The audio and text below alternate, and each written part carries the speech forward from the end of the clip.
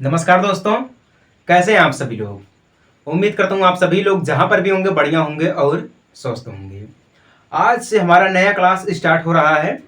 Class 11 chapter number 5 समृद्ध संख्या और द्विघात समीकरण, जिसको हम इंग्लिश में बोलते हैं complex number and quadratic equation. एक चीज़ मैं आपको बता रहा हूँ वीडियो को स्टार्ट करने से पहले, जो हमारा इंपॉर्टेंट है उसको मैं क्लियर कर देना चाहता हूँ। देखिए, जो हमारा कॉम्प्लेक्स नंबर होता है, मैथमेटिक्स का कोई भी एग्जाम हो रहा है, ठीक ना, चाहे वो एसएससी में चला जाए या वो आईआईटी मेंस में या आईआईटी एडवांस में चला जाए, ठीक ना, अदरवाइज कोई भी एग्जाम हो रहा है, कॉम्प्लेक्स नंबर का 2-3 क्वेश्चन आपको जरूर देखने को मिल जाएगा, ठीक ना, खास करके टीजीटी और पीजीटी में देखने को मिलेगा, ठीक ना। तो ये हमारा एक इंपॉर्टेंट हिस्सा होने वाला है इस चैप्टर का। अब बात कर लेते हैं हम क्वाड्रेटिक इक्वेशन की। देखिए, जो इसकी विशेषताएं मैं सबसे पहले आपको बता रहा हूं, ठीक ना, ताकि आप गंभीरता से पढ़ें, सीरियस होकर समझें, ठीक ना। क्वाड्रेटिक इक्वेशन यानी कि द्विघात समीकरण। द्विघात समीकरण जो हमारा है, आईआईटी मेंस जब आप क्लियर करेंगे तब आप आईआईटी एडवांस में जाएंगे, ठीक ना। जब उसको क्लियर कर ले जाएंगे तब आपको क्लास अटेंड करने का मौका मिलेगा पूरा, ठीक है। तब वहां पर ये समझाया जाएगा आपको, ठीक है ना। और ये भी जो हमारा है वो टीजीटी पीजीटी में अधिकतर ऐसे क्वेश्चन आते हैं क्वाड्रेटिक इक्वेशन से। क्लियर है ना। तो कुल मिलाजुलाकर बात ये है कि ये हमारा एक इंपॉर्टेंट चैप्टर होने वाला है, ठीक ना। और बहुत ही आसान भाषा में मैं आपको समझाऊंगा, बस वीडियो में बने रहिएगा शुरू से लेके आखिरी तक, ठीक ना। तो आइए देखिए, सबसे पहले हम बात करेंगे कॉम्प्लेक्स नंबर, क्योंकि ये complex number and quadratic equation है। तो हम सबसे पहले बात करेंगे किसका, complex number. What is the complex number. Complex number यानी कि समृद्ध संख्या क्या होती है, आप हमें बताइएगा। समृद्ध संख्या क्या होती है, एक एग्जाम्पल के थ्रू मैं आपको समझा रहा हूं। एग्जाम्पल, ठीक ना। एग्जाम्पल देखिएगा, एक हमारा होता है a प्लस आई बी। क्या होता है, a प्लस आई बी होता है। कॉम्प्लेक्स नंबर क्या होता है मैं आपको समझा रहा हूं, ठीक ना। a प्लस आई बी, इसमें a का है और b का है और i का है। ये आप हमको एक बार कमेंट में बताइएगा कि a क्या होता है, b क्या होता है, i क्या होता है, ठीक ना। बिल्कुल मैं आपको गारंटी के साथ बोल रहा हूं, मैं बिल्कुल विस्तार से आपको समझाऊंगा, हिंदी और इंग्लिश मीडियम में दोनों में समझाऊंगा। बस आपको सब्सक्राइब करके डेली क्लास को अटेंड करना है।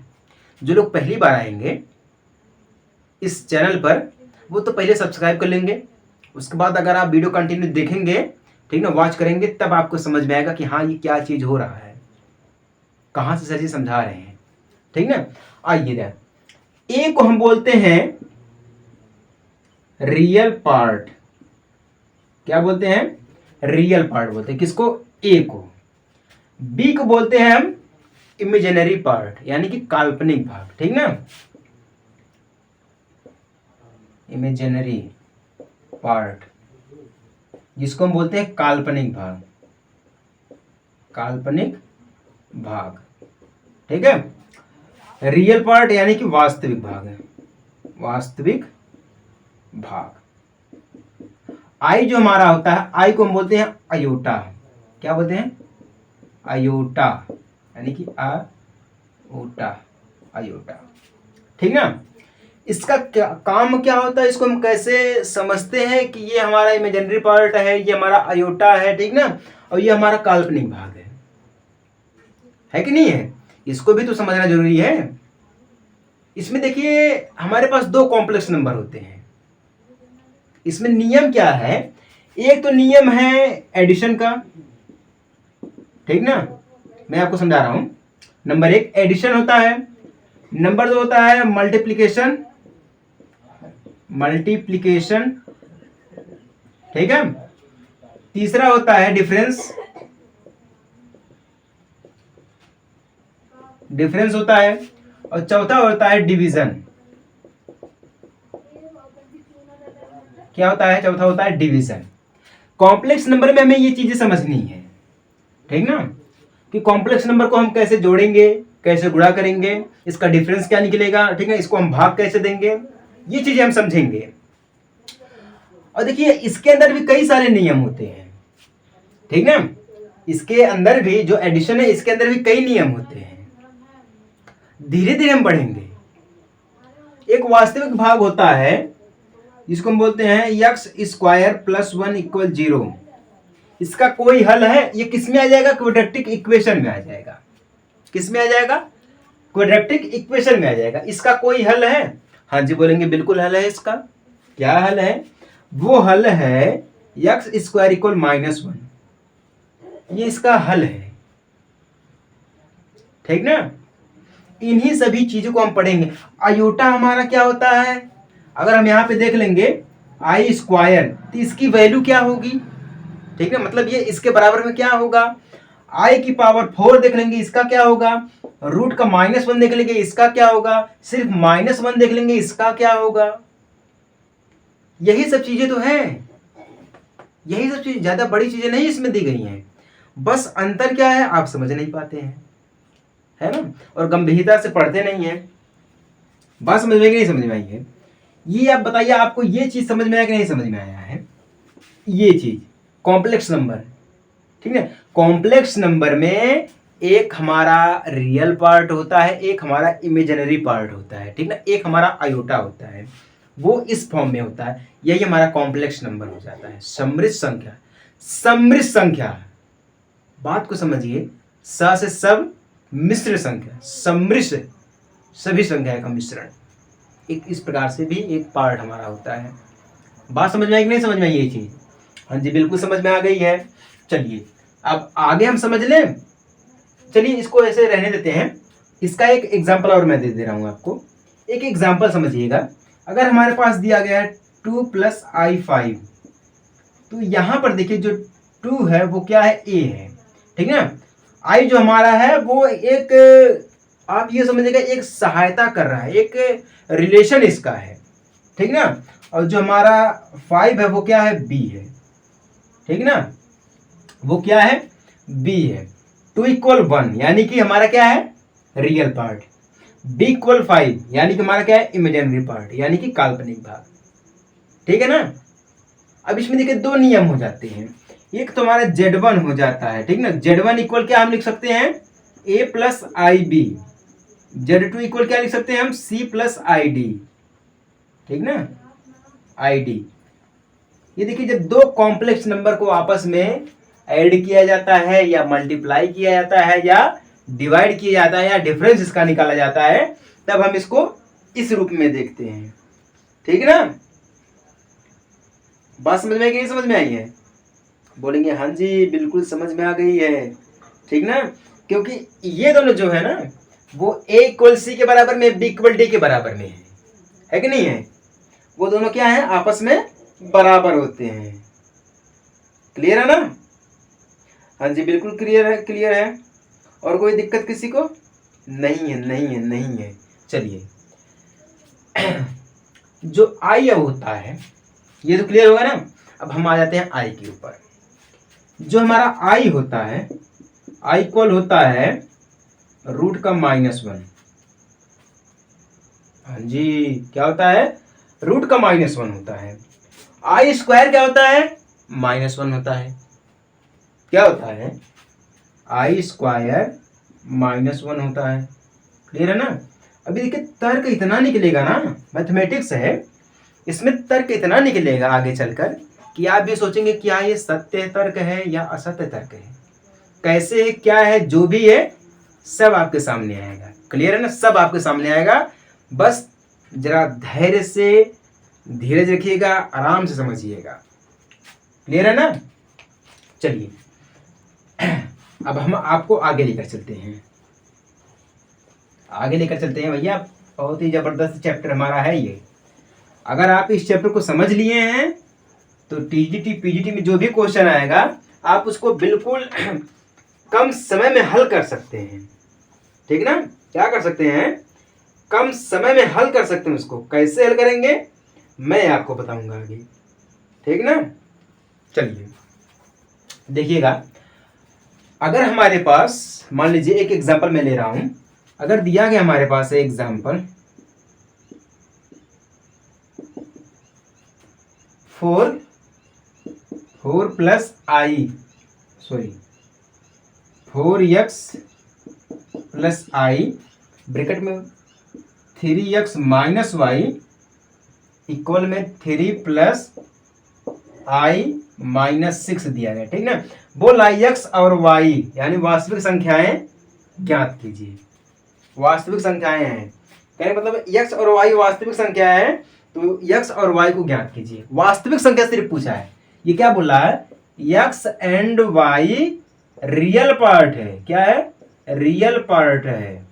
तो x and y find the value, ठीक ना,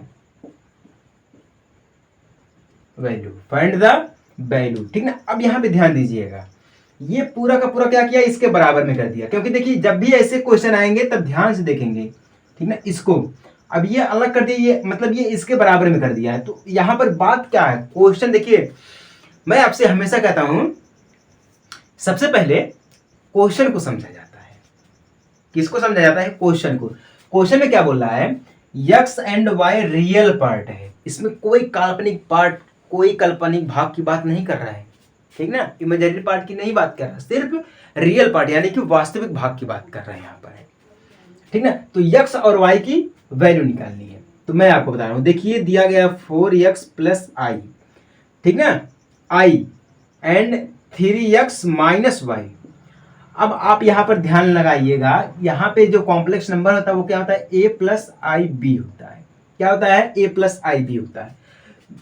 जो हमारा 4x है इसको हम a कर देंगे, i तो हमारा i रहेगा। ये जो इतना दिया गया है ये हमारा क्या है, b है। क्या है, b है, ठीक ना। अब इसके बराबर में क्या कर दिया गया, 3 प्लस आई माइनस 6 कर दिया गया। क्या कर दिया, माइनस 6। अब यही चीज यहां पर है, कहने का मतलब ये बराबर में, कैसे बराबर है मैं आपको सिद्ध करके दिखाऊंगा। अब ये जो हमारा a हो, ये हमारा i है, ये हमारा क्या है, b है, ठीक है। अब इसको सिद्ध करना है, तो ये जो है पूरा इसके बराबर में, तो हम यहाँ पे लिखेंगे 4x इक्वल क्या है, a के बराबर में, ठीक है। तो क्या लिखेंगे, 3 लिखेंगे। तो हमारा यहाँ पर क्या हो जाएगा, x इक्वल 4/3, 3/4, कितना हो जाएगा, 3/4 हो जाएगा। कितना हो जाएगा, 3/4 हो जाएगा। x की वैल्यू निकल गई। किसकी वैल्यू निकली है, x की वैल्यू निकली है, ठीक ना। अब जब ये x की वैल्यू निकल गई है, अब b जो है वो b के बराबर में है, क्लियर है ना। b जो है b के बराबर में है, तो b को हम ऐसे लिखेंगे 3x माइनस वाई इक्वल -6। क्या लिखेंगे हम, -6 लिखेंगे। अब x की वैल्यू क्या मिली है, 3/4 मिली है। ध्यान दीजिएगा, x की वैल्यू क्या मिली है, 3/4 मिली है। तो हम लिखेंगे 3/4 x की वैल्यू माइनस वाई इक्वल -6। क्या है, -6 है। तो टोटल यहाँ पे क्या हो जाएगा, 4 तिहाई 12 और 12 या डायरेक्ट ऐसे 3 त्रिका 9, ठीक ना, 3 त्रिका 9। अब देखिए जब ये 9 आ गया है तो हम ऐसे यहाँ पे देखिए इसको हटाकर हम लिखेंगे 9/4। क्या लिखेंगे हम, 9/4 लिखेंगे, ठीक ना। और 9 दूना 18, 9 त्रिक 27, 9 चौको 9 दूना 18, 9 त्रिक 27, ठीक ना। 9 त्रिक 27 हमारा हो जाएगा, 3 से कटेंगे। या फिर हम इसको डायरेक्ट अगर ऐसे करना चाहेंगे तो हम इसको कर सकते हैं 12/4, ठीक ना। क्या है, 12/4, इसको काट देंगे तब भी हमारा कट जाएगा, ठीक ना, काटेंगे तब भी हमारा कट जाएगा। लेकिन हम क्या करेंगे, ये हमारा इधर चला जाएगा, -6 हो जाएगा। क्या हो जाएगा, -6 हो जाएगा। अब ये y तुम्हारा माइनस का रहेगा ही रहेगा, ठीक ना, माइनस का y बराबर ये पूरा का पूरा रहेगा, ये इधर आएगा, ठीक ना, या हम इसको इधर करेंगे, ठीक है। तो अब देखिए क्या होगा हमारा, अब 6 चौका 24, ठीक ना, 6 चौका 24 ऐसे हो जाएगा हमारा। उसके बाद अब ये 12 है, ठीक ना। अब ये माइनस की बात कर रहा है यहाँ पर, क्योंकि ये माइनस दिया गया तो घटेगा। क्या है, घटेगा, ठीक है। जब घट जाएगा तो टोटल क्या बच जाएगा, आप काउंट कर सकते हैं, क्लियर है ना। या फिर इसकी जो वैल्यू आएगी उसको हम इस रूप में भी लिख सकते हैं, y जो दिया गया हमारा -y इक्वल, अब इसको जब हम इस साइड में करेंगे तो ये भी हमारा माइनस में चला जाएगा। माइनस में 4 3 त्रिका सॉरी यहाँ पर 9 रहेगा भैया, 9 रहेगा। 9/4 -6 है, 9/4 -6 है कि नहीं है, तो कितना हो जाएगा कितना हो जाएगा, इसका गुणा करिए, इसका करिए इसमें, हाँ कितना होगा, हाँ काउंट करिए, 9 दूना 18, 9 तेरह 27, 9 चौको जो हमारा है इतना, 9 पच्चे इतना, 9 छक्का इतना, है कि नहीं है, काउंट करिए। हाँ जी हो गया। अब यहाँ पे देखिए, अगर माइनस माइनस को अगर हम हटा देंगे, चिन्ह को चेंज कर देंगे हमारा, तब ये क्या हो जाएगा 24, और 24 में 9 जोड़ेंगे तो कितना हो जाएगा 24, काउंट करिए इसे, 24 25 26 27 28 29 30 31 32 33, कितना जाएगा 33 हो जाएगा। क्लियर है ना। तो माइनस माइनस को हटाएंगे, यहाँ पे देखिए जब माइनस, यहाँ पे देखिए माइनस माइनस को हटाएंगे तो y इक्वल 4 छक्का 24, और 24 में माइनस हट जाएगा तो ये क्या हो जाएगा पॉजिटिव हो जाएगा, ठीक ना। माइनस हटेगा तो ये सबका सब क्या हो जाएगा पॉजिटिव हो जाएगा। दोनों पक्षों में हम माइनस का गुना कर देंगे, जब माइनस का माइनस माइनस खत्म, क्या बचेगा पॉजिटिव बचेगा। तो 4 छक्का 24, और 24 में 9 को ऐड करेंगे तो हम 33 बटा हमें 4, ये रहा इसका राइट आंसर। क्या हो गया, ये हो गया राइट आंसर। क्लियर है, किसी को कोई डाउट। अब देखिए यहाँ पे जो हमारा y दिया गया है और x दिया गया है, ये दोनों को दोनों क्या है, ये रियल पार्ट है। क्या है बच्चे, रियल पार्ट है। समझ में आई बात ना। जब ये रियल पार्ट है तो हमें सिर्फ रियल पार्ट ही ज्ञात करना है, अदरवाइज इमेजिनरी पार्ट हमको नहीं याद करना है, क्योंकि ये क्वेश्चन में ही बोल रखा है। क्लियर ना। हाँ जी क्लियर है, क्लियर है। चलिए ये तो थोड़ा सा आपको डेमो दे रहे थे कि अगर एक अब इसी प्रकार से हम क्या कर सकते हैं, इमेजिनरी पार्ट को ज्ञात कर सकते हैं, है ना।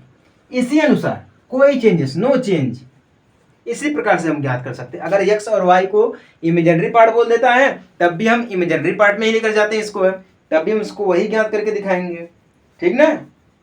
चलिए ये क्लियर है ना। ये कॉम्प्लेक्स नंबर का एक छोटा सा इंट्रोडक्शन था। क्या था, छोटा सा एक इंट्रोडक्शन था। अब देखिए जब हम आपको बोले हैं इसमें कॉम्प्लेक्स नंबर में एडिशन भी है, यानी कि एडिशन यानी कि योग भी है, मल्टीप्लिकेशन भी है, डिफरेंस भी है एंड डिवीजन भी है, चारों चीजें हैं ना। जब डिफरेंस निकलता है तो माइनस का चिन्ह लगता है, ये तो सभी को पता है। चारों चीजें हैं। जब ये प्लस माइनस गुणा भाग ये सब है तो ये किस में आ जाएगा, अलजेब्रा में आ जाएगा। किस में आ जाएगा, अलजेब्रा में। तो यहाँ पे क्या बनेगा, हेडिंग क्या रहेगी, अलजेब्रा ऑफ कॉम्प्लेक्स नंबर या complex number of algebra. Clear ना। तो यहां पर जो हेडिंग बनेगी वो बनेगी, हेडिंग आप सभी लोग डाल लीजिएगा, algebra of complex number. Clear है ना, अलजेब्रा ऑफ कॉम्प्लेक्स नंबर। अब इसमें आएगा हमारा सबसे पहला पॉइंट क्या है, एडिशन। एडिशन, ठीक ना। एडिशन को समझाने से पहले मैं आपको एक चीज और समझा रहा हूं। जब दो कॉम्प्लेक्स नंबर को आपस में जोड़ा जाता है तो हमें एक कॉम्प्लेक्स नंबर मिलता है। ध्यान दीजिएगा, जब दो कॉम्प्लेक्स नंबर को जोड़ा जाता है तब जाके हमें एक कॉम्प्लेक्स नंबर मिलता है। आइए मैं आपको डेमो देकर सिखा देता हूं। देखिएगा डेमो में क्या दिया गया है, एग्जाम्पल दिया गया हमारे पास है 2 + 3i, 2 + i3 या 3i, ठीक ना। ये पहला दिया गया है, प्लस प्लस -6 + i5, ठीक ना। ये हमारे पास दिया गया, ठीक ना। ये हमारा Z1 है, ये हमारा क्या है, Z2 है, ठीक ना। ये Z2 है, ऐसे करके दे दिया गया है। जब दो कॉम्प्लेक्स नंबर को आपस में जोड़ेंगे तब ये देखिए दो कॉम्प्लेक्स नंबर है, एक ये कॉम्प्लेक्स नंबर यानी कि है, और ये हमारा क्या है, एक दूसरा ये कॉम्प्लेक्स नंबर है। इसको हम डायरेक्ट ऐसे कर दिए, क्वेश्चन में क्योंकि दिया था तो हम इसको डायरेक्ट में कर दिए हैं। अगर आप चाहेंगे तो हम इसको ऐसे कर सकते हैं, Z1 = 2 + i3 and Z2 = -6 + i5। हम इसको अलग कर सकते हैं, ठीक ना। लेकिन जब भी हम ऐड करेंगे तो हम इसको इसी प्रकार से ऐड करेंगे। तो ये Z1 हो गया और ये Z2 हो गया। क्लियर है ना। आइए मैं इसको एक बार फिर से क्लियर से लिख देता हूं। एडिशन को समझाने से पहले मैं आपको, देखिए इसमें भी कई सारे नियम है, एडिशन में भी कई सारे नियम है, ठीक ना। कम्युनिटी नियम है, क्लियर ना, कम्युनिटी नियम है, एक्सटेंशन नियम है, ठीक ना, एसोसिएटिव नियम है, एक्सक्लूजर नियम है, कई सारे नियम इसमें दिए गए हैं जो कि हम बारी बारी से समझेंगे, ठीक ना। देखिए अब हम इसको ऐड करेंगे तो लिखेंगे Z1 plus Z2 equal, add करेंगे 2 प्लस I3 हो जाएगा, प्लस में -6 प्लस I5 हो जाएगा, ठीक ना। अब इसको हम इसमें ऐड करेंगे, ठीक है, इसको हम ऐसे में इसमें ऐड करेंगे तो 2 प्लस -6, क्योंकि माइनस में दिया गया तो क्या हो जाएगा हमारा ये -6 हो जाएगा, तो ये प्लस भी और माइनस भी है, तो प्लस और माइनस मिलके क्या हो जाएगा, माइनस हो जाएगा, क्या हो जाएगा, माइनस हो जाएगा, क्लियर ना। कोई दिक्कत किसी को, हाँ जी नहीं है बिल्कुल।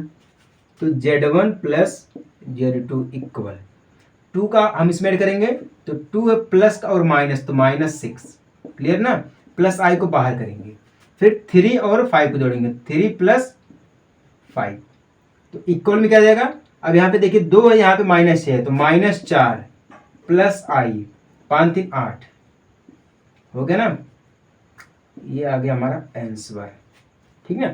कहने का मतलब ये है कि जब भी हम ऐड करेंगे तो दो कॉम्प्लेक्स नंबर को जोड़ करके हम एक कॉम्प्लेक्स नंबर को बनाते हैं, इसी को हम बोलते हैं addition of two complex number. क्या बोलते हैं, addition of two complex number, clear है ना। और हाँ एक चीज याद रखिएगा कि हम एक कॉम्प्लेक्स एक कॉम्प्लेक्स नंबर को दो कॉम्प्लेक्स नंबर में नहीं तोड़ सकते हैं और दो कॉम्प्लेक्स नंबर को एक कॉम्प्लेक्स नंबर में बदल सकते हैं। बात समझ में आएगी, नहीं समझ में आई है, समझ में आई है तो बहुत बढ़िया आपके लिए है,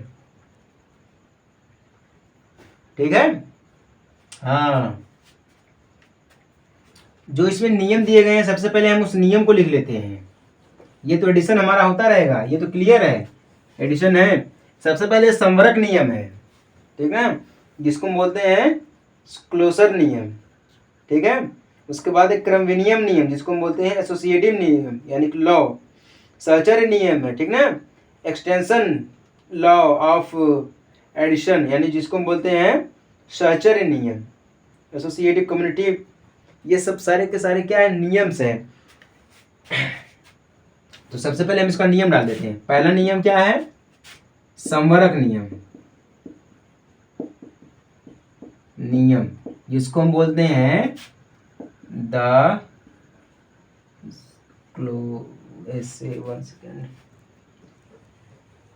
क्लोजर लॉ, ठीक ना। दूसरा नियम है सहचर्य नियम, सहचर्य नियम जिसको हम बोलते हैं कम्युनिटी लॉ, क्या बोलते हैं, कम्युनिटी लॉ,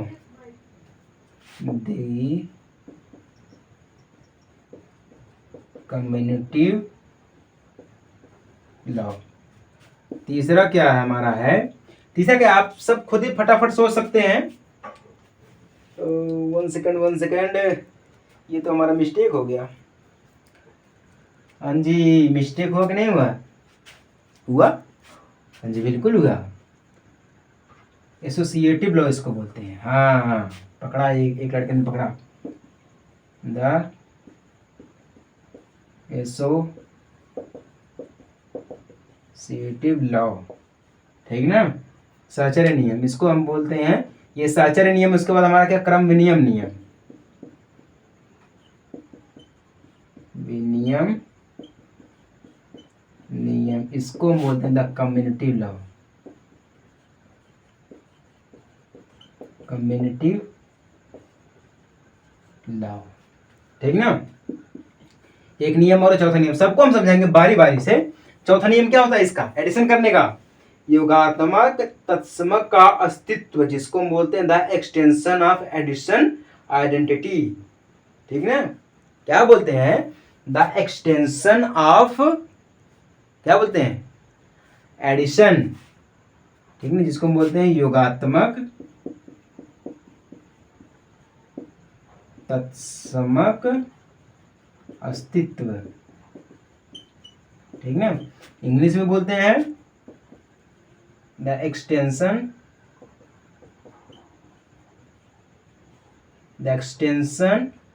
ऑफ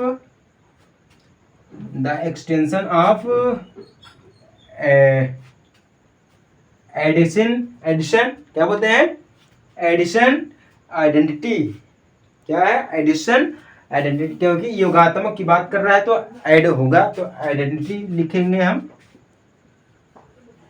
आइडेंटिटी या एडिशन अब लिखेंगे एडिशन आइडेंटिटी, ठीक ना। ये हो गया हमारा चौथा नियम। एक और भी नियम है कि नहीं, कोई नियम है? हाँ जी है, योगात्मक प्रतिलोम का अस्तित्व, ठीक ना। क्या है, योगात्मक प्रतिलोम का अस्तित्व, the extension of additive inverse. क्या है, इनवर्स, क्या बोलते हैं इसको, द एक्सटेंशन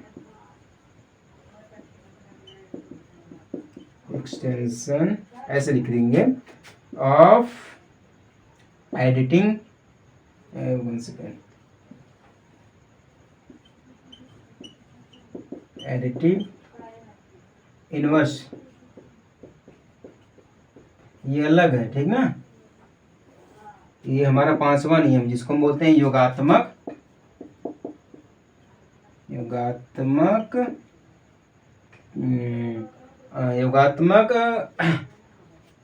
अस्तित्व का, योगात्मक प्रतिलोम का अस्तित्व। क्लियर ना। ये पांचवा, टोटल 5 नियम होते हैं एडिशन में, ठीक है। अब यही जो नियम है ना, ये किस में चलेंगे, यही जो नियम है वो चलेंगे मल्टीप्लिकेशन में, ठीक ना। उसके बाद डिवीजन में, ये डिफरेंस में बस एक ही रहेगा, वो हमारा अंतर रहेगा। बाकी ये सारे के सारे जो नियम है वो एडिशन में चलेंगे, मल्टीप्लिकेशन में चलेंगे, फिर एडिशन में चलेंगे, ठीक ना। सॉरी, डेरिवेशन में चलेंगे या डिवीजन में, ठीक है। किसमें, डिवीजन में चलेंगे। और डिवीजन में जाने के बाद एक और हमारा नियम बढ़ जाएगा, द डिस्ट्रीब्यूशन। क्या है, डिस्ट्रीब्यूशन नियम हमारा है, ठीक ना। डिस्ट्रीब्यूशन, ये हमारा एक नियम और बढ़ जाएगा। बस टोटल इसमें 5 नियम है। अब पांचों नियम का मतलब संवरक नियम होता है। संवरक नियम का मतलब हो जाता है कि 2 कॉम्प्लेक्स नंबर को आपस में जोड़ करके हम एक कॉम्प्लेक्स नंबर को बना सकते हैं, ये होता है संवरक नियम, ठीक ना। सहचर्य नियम हमारा क्या है, सहचर्य नियम, द एसोसिएटिव लॉ, इसमें हम 3 कॉम्प्लेक्स नंबर को जोड़ते हैं। क्या करते हैं, 3 कॉम्प्लेक्स नंबर को आपस में जोड़ते हैं, ठीक ना। और संवरक नियम, क्रैविनियम नियम क्या बोलता है, 2 कॉम्प्लेक्स नंबर को आपस में ऐड करते हैं, ठीक ना। सिर्फ ऐड करते हैं, ये कॉम्प्लेक्स नंबर नहीं मिलेगा। पहला क्या बोलता है, संवरक नियम, 2 कॉम्प्लेक्स नंबर को आपस में जोड़ करके एक कॉम्प्लेक्स यानी एक समृद्ध संख्या को हम प्राप्त करते हैं, ठीक ना। सहचर्य नियम है, 3 समृद्ध संख्याओं को जोड़ते हैं। क्रमविनियम नियम है, 2 कॉम्प्लेक्स नंबर को जोड़ेंगे। योगात्मक तत्समक अस्तित्व यानी कि the extension of addition identity, इसका मतलब हो जाता है कि कोई भी हमारा एक कॉम्प्लेक्स नंबर है जिसको हम 0 से दर्शाते हैं, जैसे 0 + i0, ठीक ना। ये चीज होता है, क्या है, 0 + i0 होता है, ठीक ना। अब इसी का उल्टा हमारा होता है, यानी कि योगात्मक प्रतिलोम का अस्तित्व इसी का उल्टा होता है। जैसे कि हमारा पॉजिटिव होता है, ये नेगेटिव में, बस वही नियम है, ठीक है। ये इसके सारे के सारे नियम होते हैं। एक छोटा सा मैं आपको डेमो दिया हूं, क्लियर है ना। अगर डेमो से आप खुश हैं तो आप फटाफट से चैनल को सब्सक्राइब करके क्लास को अटेंड कर सकते हैं, ठीक ना। कोई बड़ी बात नहीं है, हम आपको आगे और भी बढ़िया तरीके से समझाने का पूरा प्रयास करेंगे, ठीक है। तो आज का क्लास थोड़ा छोटा ही रखेंगे, बाकी हम जब कल से स्टार्ट करेंगे तब हमारा 1 घंटे का पूरा लेक्चर चलेगा। 1 घंटे का 40 मिनट का 45 मिनट का लेक्चर हमारा चलता रहेगा, ठीक ना। और उसमें भी आपको कोई टेंशन लेने की जरूरत नहीं है। तो चलिए हम आगे बढ़े अपने अगले क्लास की तरफ। एक छोटे से ब्रेक के बाद, तब तक के लिए जय हिंद, वंदे मातरम।